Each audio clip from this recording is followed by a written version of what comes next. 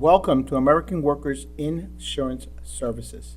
We're going to talk about some healthcare reform facts, and this is information only. Please always review all your options with an experienced healthcare benefit specialist, and you can review all of these facts at the government website, www.whitehouse.gov/health reform/myths and facts. My name is Willie Martinez. I am the Executive Director of Marketing for American Workers Insurance Services, otherwise known as AWIS. I've been a licensed agent for a little bit over 19 years, mostly with health insurance. AWIS is a licensed and registered insurance agency and registered in over 40 states and 2 territories, and has been established since 1983 and was established back then by a group of doctors to market affordable association healthcare benefits. AWIS has an A rating with the Better Business Bureau, and we offer limited group health and dental insurance benefits, and we've been in business for over 30 years. Now, our association healthcare program is one of the 3 types of healthcare programs used today in our healthcare system. The first type is government Medicare and Medicaid, which we're familiar with. For people who don't qualify or are not eligible for government assistance, there's private health insurance, major medical HMOs and PPOs. But for some people, that can be pretty expensive as well. And that leaves association healthcare benefits. Simply put, if you're familiar with Sam's Club and Costco and AARP and AAA Club, millions of Americans join these associations to get access to their benefits. By becoming a member of our National Association of Preferred Providers, NAP, our members are eligible to purchase limited group medical, dental, and or life insurance benefits after a waiting period, and it's only $12 per year for an entire family, which is a pretty good deal. An article that just came out in January of 2013 in the New York Times stated that health insurance raised some rates by double digits. Insurance filings with the state of California, for example, in 2013, Aetna, Anthem, and Blue Shield of California all wanted rate increases of 20% or more. And this is after just a couple of years ago when Anthem Blue Cross requested a 39% increase in 2010 and was granted a 19% increase. So prices are going to continue to rise, and it's all over the country. Florida, Ohio, for example, the insurance has been able to raise rates by at least 20% for some policyholders.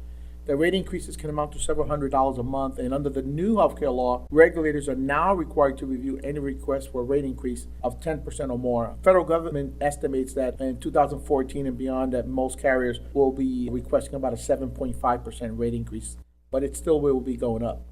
Now, under the benefit mandates under the law that was passed in 2010 and upheld in 2012, exchange plans are supposed to be approved no later than January 2013. And these initial plans will be available October 2013 with an effective date of January 1st, 2014. States also have the discretion to allow businesses with more than 100 employees to purchase coverage in these exchanges beginning in 2017, which is another 4 years. In addition, states may opt to allow the federal government to establish an exchange in their state rather than to implement their own. Benefit mandates for January 2014 are going to limit deductibles for health plans in the small group market to $2,000 for individuals and $4,000 for families, unless contributions are offered that offset deductible amounts above these limits. And of course, this does not include co-insurance out-of-pocket expenses. Limit any waiting periods for coverage to 90 days and allow states the option of merging the individual and small group markets. Also, to create an essential health benefits package that provides a comprehensive set of services, covers at least 60% of the actuarial value of the covered benefits, and limits annual cost sharing to the current law on HSA limits, health savings accounts, which is $5,950 a year for individuals and $11,900 a year for families. To require also that all qualified health benefit plans, including those offered through the exchanges and those offered in the individual and small group markets outside the exchanges, except grandfathered individual and employer-sponsored plans, to offer at least the essential health benefits package. The Essential Health Benefits Package must include items and services with at least the following 10 categories: ambulatory patient services, emergency services, hospitalization, maternity and newborn care, mental health and substance use disorder services, including behavioral health treatment, prescription drugs, rehabilitative and habilitative services and devices, laboratory services, preventive and wellness services, and chronic disease management, pediatric services, including oral and vision care. The federal government are establishing 4 federal exchange plans. The cost-sharing features will be addressed in separate rules and will determine the actuarial value of the plan expressed as a metal level as specified in statute. bronze at 60% coverage, silver at 70% coverage, gold at 80% coverage, platinum at 90% coverage with the limits we mentioned earlier. Most people will probably not be able to afford the platinum coverage, so the majority of Americans will probably have to purchase the bronze plan through the exchange services. What happens if individuals don't want to purchase health insurance? They will have to pay a penalty tax. The first year of implementation, 2014, the tax is going to be either $95 or 1% of your income, whichever is greater. So a person earning between $20,000 to $30,000 a year, which is not a lot of money, will pay $200 to $300 per year in penalties, and that's per person. In 2016, if you still don't own health insurance, fine increases to $695 per adult, $347.50 per child, up to $2,085 per family, or 2.5% of your income, whichever is greater.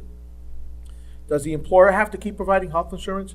For companies with 50 or more full-time employees, the employer faces a $2,000 fine per full-time employee after the first 30 full-time employees if health insurance is not provided to at least 95% of all full-time employees.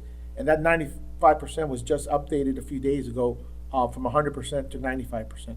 And folks, you're going to see probably minor changes over the next several months and maybe over the next several years. So expect there to be minor changes from time to time. Now, there is a solution to this, and this has been around for many years. For those of you not familiar, high deductible health plans as an option for small business owners have been around for many years. And that's basically a healthcare plan that charges a lower premium and has a higher deductible than traditional healthcare plans. It is usually paired with a health savings account, HSA, to provide maximum benefits at the lowest cost to individuals. Often, small business owners find that health savings accounts and high deductible health plans are a cost-efficient way to provide health insurance to their employees. Now, another of the benefits is that the sum of the high deductible and the maximum out-of-pocket expenses that you pay for covered medical expenses have a ceiling. Another benefit is that it may provide preventive care with no deductible or with a much lower deductible. And in summary, it's meant to really force consumers to save money through their HSA for medical expenses such as co-payments, prescriptions, and lower out-of-pocket medical costs. And of course, the high deductible health plan kicks in when there are larger catastrophic medical costs, which is what we're all going to want. We don't want to pay that out of pocket, obviously. Not only does this plan save the consumer and employee money, it is a cost-efficient way for small businesses to offer their employees health insurance as the premiums are lower than for traditional health insurance plans. IRS Publication 969 gives more extensive information on the high deductible health plans, HSA, healthcare accounts. Here's a couple of examples from some of my clients. I had a 20-year-old male non-smoker come into my office and was looking for a major medical plan with the lowest deductible. In other words, the Cadillac of all plans, with a copay of $25. Now, it does have 80-20% coverage, which means he'll still be responsible for up to $3,000 per year in co-insurance after he meets that deductible every year. And that's $265 a month. Now, he was mentioned to me that's a little bit more than he can afford, so we showed him the high deductible HSA, which is also major medical with unlimited insurance benefits. And this one has a $2,500 deductible with a $3,000 co-insurance. But look at the price of the premiums. It dropped from $265 to $110 a month. That's a savings of $155 per month per employee. Here's a 53-year-old male non-smoker. Offers visit copays $25 with the lowest deductible at $250, and the premium was $713 for a healthy 53-year-old. Now, a person who may be overweight may be looking at $892 a month. Now, with a high deductible HSA, again with unlimited insurance benefits, and that does qualify as major medical high deductible under the new healthcare reforms. That also qualifies under the limits established by the healthcare reform. That premium dropped to $297 to $371. That's a savings of $416 to $521 per month per employee. Now, the challenge, of course, will be that some employees won't want to pay that high deductible. That's where AWIS comes in. We can add a supplemental plan to cover the deductibles and co-insurance. The benefits include $1,000 per day in a hospital for up to 31 days per year, which is more than enough to cover deductibles and co-insurance. $2,000 per day for intensive care and critical care, for up to 31 days per year per family member. $5,000 per accident with a $100 deductible, which is enough to cover the majority of your deductible and co-insurance on your major medical. And $5,000 critical illness, which will help you if you have a heart attack, stroke, or cancer, again to offset that high deductible and co-insurance. and some other benefits, doctor visits, dental, optional dental HMO, and the hospital patient advocacy is included to help negotiate hospital bills. And other benefits are available and can be specially designed for any size company. Now, this is an example of an association plan with limited group insurance benefits that can work perfectly hand in hand with a high deductible HSA. We call this plan was particularly designed for a company that we met with recently. It's called the Med Plus 1000 2000. It's got a monthly fee of $149.95 for a single individual and $229.95 for a family. So it's very affordable. It's got a one-time enrollment application fee of $100 and the annual NAP fee of $12 a year to become a member of the association.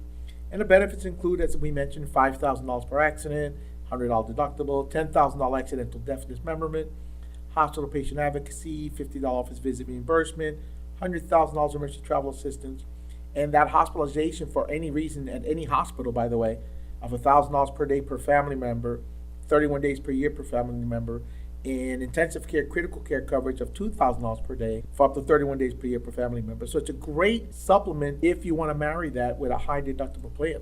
And if there are other options you can choose if needed. For some people who want other options, that will be available at an additional monthly cost. The dental plan is also an option, and the dental plan is the best dental plan in the country with the largest dental insurance company in the country. All active duty military members have this plan for over 50 years. No health questions, no age limits for adults, children up to age 26, and it has no limits on the insurance benefits. So that's a pretty good deal. No annual cap, and no yearly cap, and no lifetime cap. Some of the lowest copay examples you will ever see of any dental insurance plan in the country.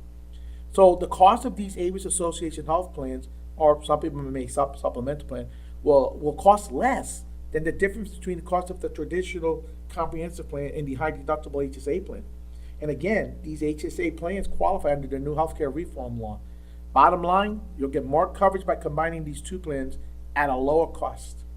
We can give you a free no obligation quote. We just need a census report from your company and all the employees, a copy of any current health care plans in force, renewal date if you have any, and we can give you a proposal back within 5 to 7 business days that will include one or more options. Thank you very much and welcome to American Workers Insurance Services.